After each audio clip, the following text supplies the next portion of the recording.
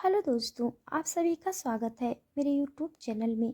आज की कहानी है आपके प्यार में भाग 5। सरगम डांस एकेडमी के बाहर। एकेडमी पूरी तरह से मिट्टी में मिल चुकी थी। बुलडोजर की वजह से वो पूरी नीचे जमीन पर बिखर गई थी। हर एक चीज खराब हो चुकी थी और सरगम की आंखों में वो सब देखते हुए सिर्फ और सिर्फ आंसू थे। सामने ईश्वर खड़ा था, जो चेहरे पर डेविल स्माइल लिए उसे ही देख रहा था। वो वहां से जाता उससे पहले ही सरगम बोली, क्या मिल गया आपको ये सब करके मिस्टर स्वर चौहान? क्या हासिल कर लिया आपने? सिर्फ और सिर्फ मेरी बद्दुआ ही मिली है आपको। आज आपकी वजह से मैं अपनी धड़कन को खो सकती थी। मैं बद्दुआ देती हूँ आपको कि एक दिन आपको भी ये दर्द जरूर महसूस होगा। आज मेरा आपने सब कुछ मिट्टी में मिला दिया है ना, तो देखना एक दिन आप भी किसी के लिए यूं ही रोएंगे जैसा मेरा ये ख्वाब टूटा है ना। एक दिन आएगा जिस दिन आपका दिल भी टूटेगा और बहुत शिद्दत से टूटेगा। और अगर उस वक्त मैं आपके पास हुई ना, तो मैं हंसूंगी आप पर। और तब आपको समझ आएगा कि कैसा महसूस होता है जब आपकी जख्मों पर कोई नमक छिड़कता है। उसके बाद सुनते हुए स्वर के चेहरे पर एक बार फिर से तिरछी मुस्कुराहट आ गई। वो तुरंत बोला, तुम्हारी बद्दुआ तुम अपने पास ही रखो, और अगर देनी भी है तो देती रहो। स्वर चौहान को न किसी की बद्दुआ चाहिए, ना ही दुआ। न उसे किसी की दुआ से फर्क पड़ता है, ना ही किसी की बद्दुआ से। स्वर चौहान खुद पर बिलीव करता है और वो जानता है कि उसे क्या करना है और क्या नहीं। और स्वर चौहान में इतनी हिम्मत तो है कि वो वक्त और किस्मत कभी भी पलट सकता है, अपनी भी और दूसरों की भी। ये बोलते हुए अब उसने सरगम को और भी ज्यादा गहरी नजर से देखा। सरगम अभी भी अपनी एकेडमी की तरफ देख रही थी। उसने अब धड़कन को एक बार फिर से अपने सीने से लगाया, क्योंकि धड़कन एक बार फिर से रोने लगी थी। वो उसे चुप कराते हुए बोली, आप फिक्र मत करो बेटा, आपको कुछ नहीं होगा। मैं हूं ना आपके साथ।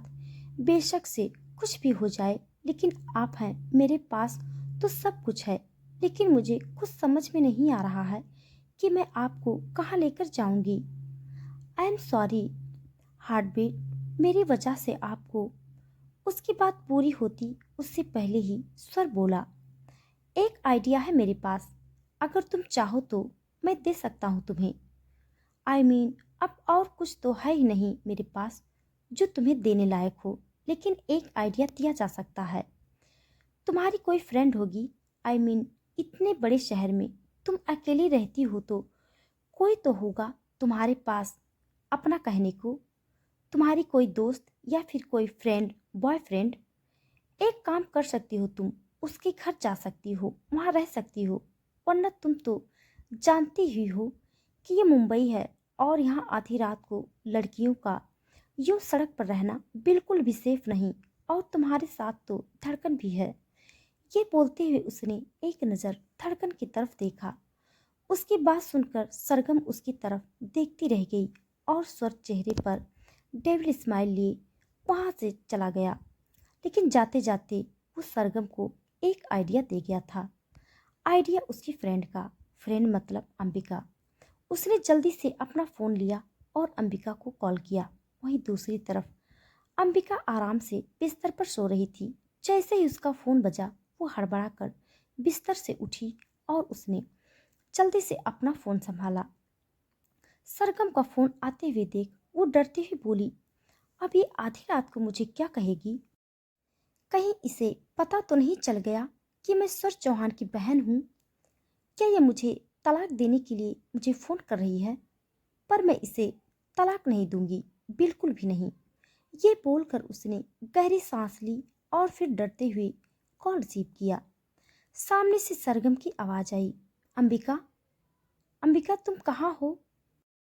ये बोलते हुए सरगम थोड़ा रो रही थी और ये बात अंबिका को साफ पता चल रही थी। अंबिका उसकी ऐसी आवाज सुनकर झट से बोली कि क्या हुआ सरगम, तुम ठीक तो हो ना? सरगम जल्दी से बोली, तुम प्लीज अभी इसी वक्त एकेडमी में आ जाओ। मैं बाहर ही खड़ी हूँ, तुम प्लीज जल्दी आ जाओ, मैं तुम्हारा वेट कर रही हूँ।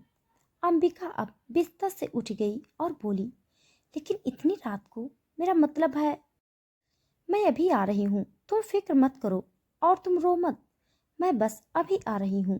ये बोलकर उसने जल्दी से फोन डिस्कनेक्ट किया और तुरंत अपने कपड़े और अपना हुलिया ठीक कर अपने रूम से बाहर निकली। उसे डर लग रहा था कि कहीं स्वर उसे देख न ले या फिर स्वर को पता न चल जाए, लेकिन वो सरगम को भी ऐसे अकेले नहीं छोड़ सकती थी। जब वो बाहर पार्किंग एरिया की तरफ आई तो देखा स्वर की गाड़ी वहां पर मौजूद नहीं थी। उसने राहत की एक सांस ली और तुरंत दूसरी गाड़ी में बैठकर वहां से निकल गई। फिलहाल वहां पर कोई ड्राइवर भी मौजूद नहीं था, तो वो खुद से गाड़ी ड्राइव कर रही थी।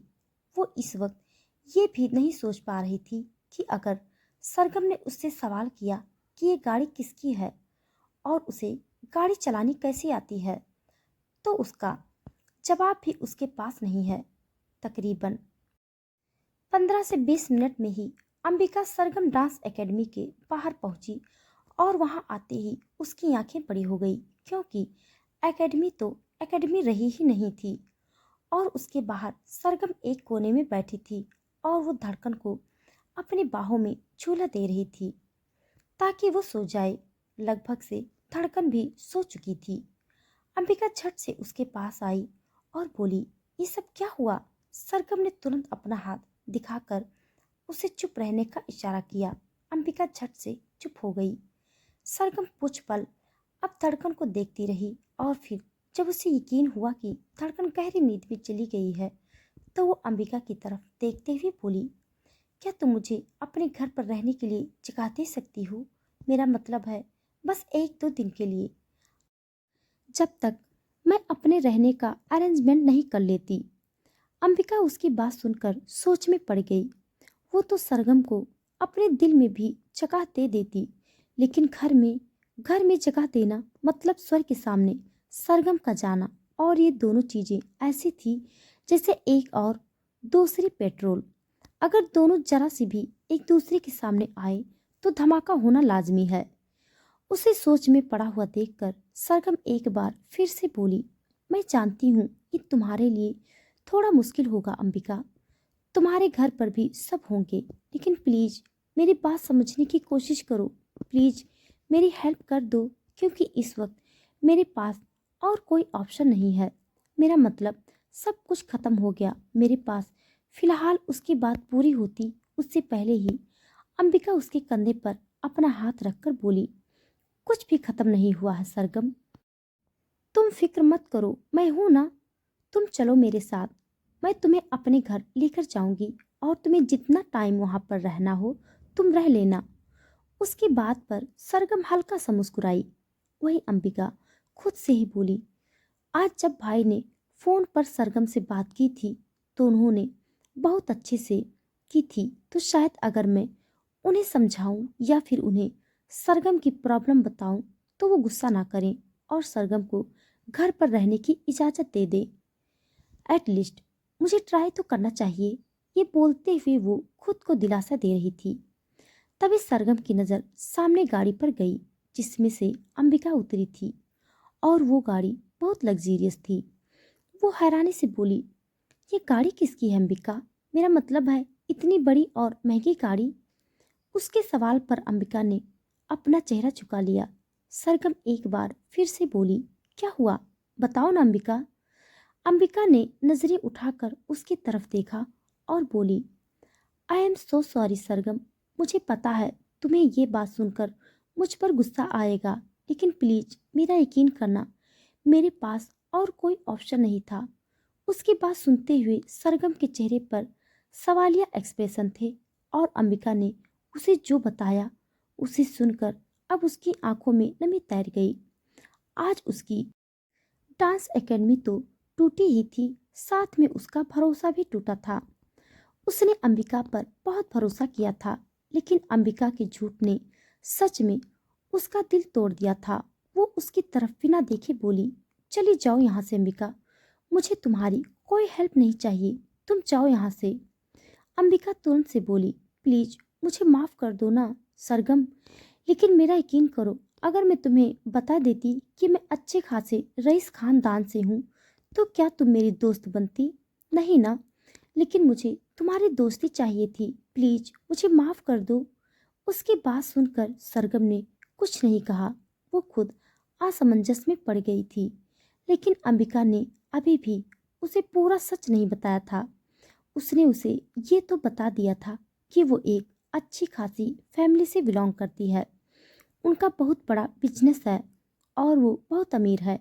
लेकिन ये नहीं बताया था कि उसका पूरा नाम अंबिका चौहान है।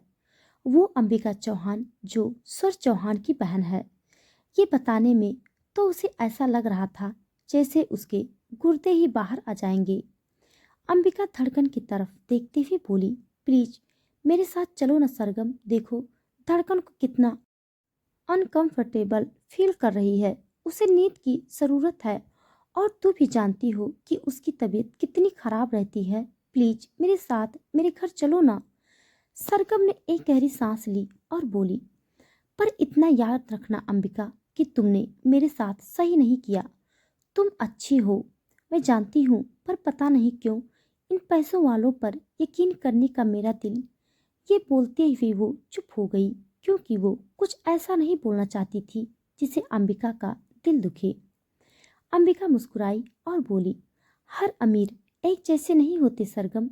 मुझे देख लो, क्या मैं तुम्हें कोई धोखेबाज या फिर किसी का फायदा उठाने वाली लगती हूँ क्या? मैं तो धड़कन को अपनी गोद में भी तुमसे पूछ कर उठाती हूँ। ये बोलते हुए उसने मुंह बनाया और उसकी बात पर सरगम अब हंसने लगी। वो अंबिका के साथ आकर उसकी गाड़ी में बैठ गई और उनकी गाड़ी चौहान मेंशन के लिए निकल गई। कुछ ही देर में वो गाड़ी चौहान मेंशन के पार्किंग एरिया में आकर रुकी और अंबिका सरगम के साथ गाड़ी से बाहर निकली, क्योंकि सरगम ने अंदर आते हुए बाहर लगी चौहान मेंशन की प्लेट नहीं देखी थी, तो उसे पता नहीं चला कि ये घर चौहान मेंशन है। और चौहान मेंशन तो वैसे भी बहुत सारे थे मुंबई में, तो उसे दूर दूर तक इस बात का अंदाजा नहीं था कि ये घर स्वर चौहान का है। वो स्वर चौहान जिसने उससे उसका सब कुछ छीन लिया। वहीं दूसरी तरफ स्वर इस वक्त अपने रूम में था और फोन पर किसी से बातें कर रहा था। अभी भी किसी ने उसे बताया था कि अंबिका की गाड़ी चौहान मेंशन में आ चुकी है और वो जिसे चौहान मेंशन में लाना चाहता था वो भी चौहान मेंशन में आ गई है। ये खबर सुनकर ही स्वर के चेहरे पर डेविल स्माइल आ गई थी। उसने फोन डिस्कनेक्ट किया और चेहरे पर इंटेंस एक्सप्रेशन लिए बोला, कहा था ना मैंने तुमसे सरगम कि स्वर चौहान किसी की किस्मत किसी का भी वक्त बदल सकता है। तो अब तुम्हारी ये दोनों चीजें मेरे हाथ में है। जस्ट वेट एंड वॉच कि तुम मेरे हाथों की कठपुतली बनती हो। ये बोलकर वो हंसने लगा। सरगम चौहान मेंशन के अंदर आई तो उसकी आंखें बड़ी हो गई। उसने इतना खूबसूरत मेंशन अपनी जिंदगी में कभी नहीं देखा था, एकदम महल जैसा। उसे यकीन नहीं हो रहा था कि सच में अंबिका इतनी ज्यादा अमीर है। वो तुरंत बोली, तुम मुझे किसी और के घर में तो नहीं ले आई ना अंबिका?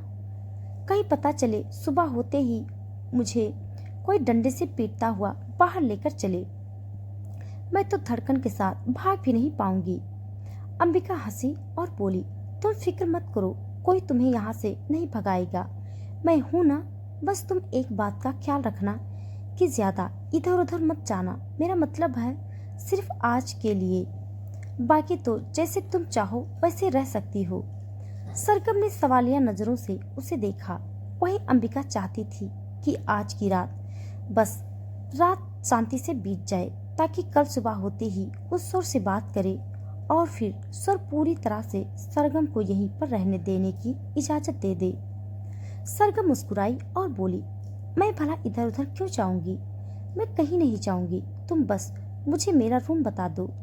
सरगम की बात सुनकर अंबिका इधर उधर अपनी नजर घुमाने लगी। फिलहाल सारे सर्वेंट तो सर्वेंट क्वार्टर में जा चुके थे, इसीलिए अंबिका खुद से बोली, ऊपर लेफ्ट साइड में 3rd नंबर रूम तुम्हारा है, तुम वहां चली जाओ। सरगम मुस्कुराई और धड़कन के साथ ऊपर की तरफ चली गई। वही अंबिका ने भी अब अंगड़ाई ली। वो बहुत ज्यादा थक गई थी, वो गहरी नींद में थी। जब सरगम ने उसे कॉल किया और नेट टूट जाने की वजह से उसे और भी ज्यादा थकावट महसूस हो रही थी, वो भी तुरंत अपने रूम में चली गई। सरगम भी अपने रूम में आई। उसने पहले धड़कन को अच्छे से बेड पर लिटाया और फिर उसे सुलाने के बाद वो अपनी जगह से उठी। उसने अपने फोन पर देखा। वो सर चौहान के बारे में पता लगाना चाहती थी ताकि कल सुबह सीधा उसके घर पर जाए और उसे अच्छी खासी सुनाकर आए, क्योंकि फिलहाल आज तो उसे मौका ही नहीं मिला। वो खुद से ही बोली, अब तुम मेरे सामने सोच समझ कर आना सर चौहान। जिस दिन भी तुम मेरे सामने आओगे ना, सच में तुम्हें अफसोस होगा, बहुत ज्यादा अफसोस होगा। ये बोलकर उसने एक गहरी सांस ली। वो अपने रूम से बाहर निकली तो उसकी नजर अपने साथ वाले रूम में गई, जिसका दरवाजा बंद था।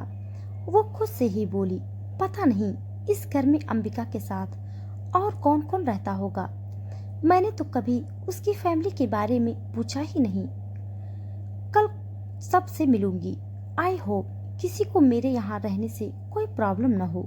वैसे भी सिर्फ 1-2 दिनों की ही तो बात है। बहुत जल्द ही मैं अपने रहने के अरेंजमेंट कहीं और कर लूंगी। ये बोलकर वो वापस अपने रूम में आई और आकर बेड पर लेट गई। कुछ ही देर में वो भी गहरी नींद में जा चुकी थी।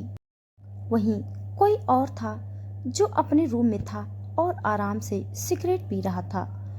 वो कोई और नहीं, सर चौहान था।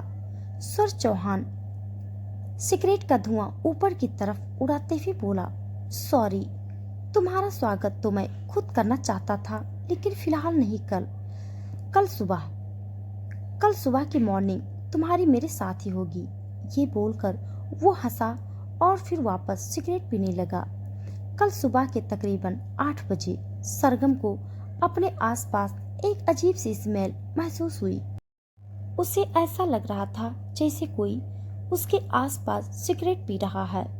फिलहाल वो सोई हुई थी, लेकिन अब उसने अपनी आंखें खोली और इधर उधर अपनी नजरें घुमाई तो नजरें सीधा सोफे पर जा टिकी, जहां पर एक शख्स बैठा था और आराम से सिगरेट पी रहा था। उसे देखकर ही सरगम की आंखें बड़ी हो चुकी थी। वो तुरंत अपनी जगह पर उठकर बैठी और हड़बड़ाकर बोली, आप यहाँ? सर मुस्कुराया और बोला, थैंक गॉड तुम मुझे पहचान गई। मुझे तो लगा था तुम कहीं ख्वाबों में तो नहीं हो।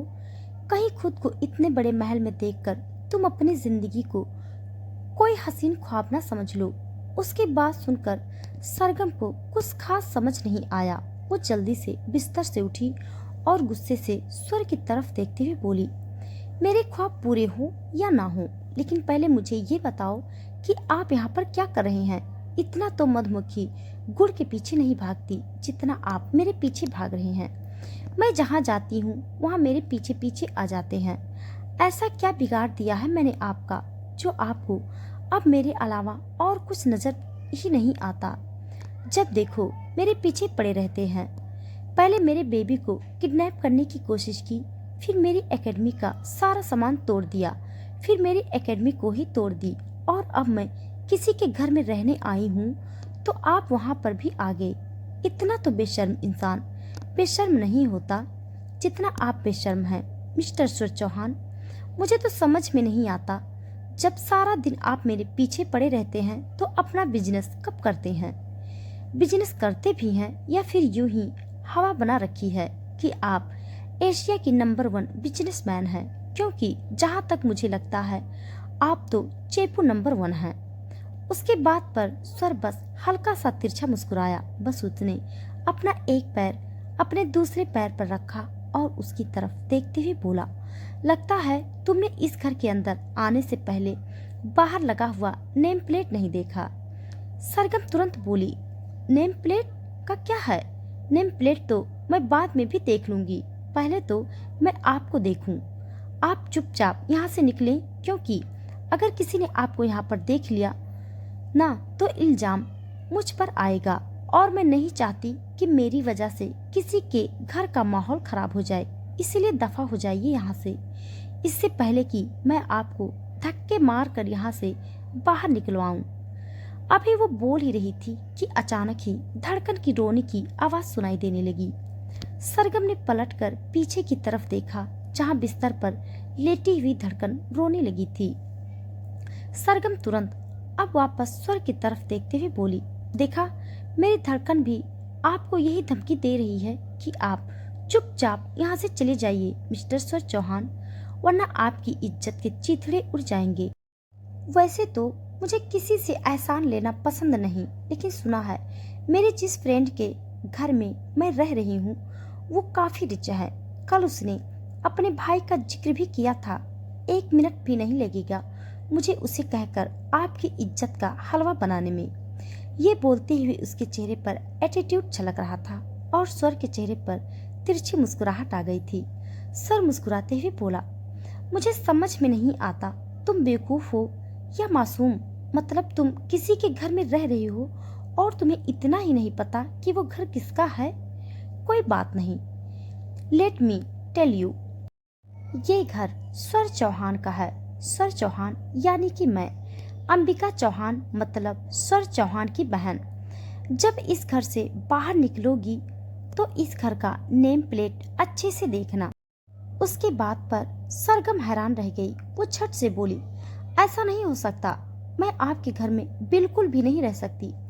मुझे सड़क पर रहना मंजूर है, लेकिन स्वर चौहान जिसने मेरा पूरा ख्वाब बर्बाद कर दिया, मुझसे मेरा सब कुछ छीन लिया, उसके घर पर मैं एक पल भी नहीं रह सकती। स्वर मुस्कुराया और बोला, वो तो तुम्हारी मर्जी है, मुझे कोई प्रॉब्लम नहीं है। सरगम हैरानी से बोली, क्या आपको पता था कि मैं इस घर में आ रही हूँ? अंबिका मुझे इस घर में लेकर आ रही है, क्या इस बात की जानकारी आपको थी? स्वर हंसा और बोला, स्वर चौहान की दुनिया में ऐसा कुछ नहीं होता जिसकी खबर उसे ना हो। सरगम चौंकते हुए बोली, और फिर भी आपने मुझे यहाँ पर आने दिया? स्वर तिरछी मुस्कुराहट के साथ बोला, स्वर चौहान जो भी करता है सोच समझकर करता है। सरगम गुस्से से बोली, और लोगों के इमोशंस के साथ खेलना वो भी वो सोच समझकर करता है ना? हाँ, सही कहा आपने, सब कुछ सोच समझकर ही तो करते हैं आप। जैसे आपने मेरा सब कुछ सोच समझकर खराब कर दिया है, मुझे बर्बाद कर दिया। पर अब आपको क्या लगता है कि आप मुझे इस घर में रहने की जगह दे रहे हैं तो मुझ पर कोई एहसान कर रहे हैं, या फिर जो आपने किया है वो मैं भूल जाऊंगी?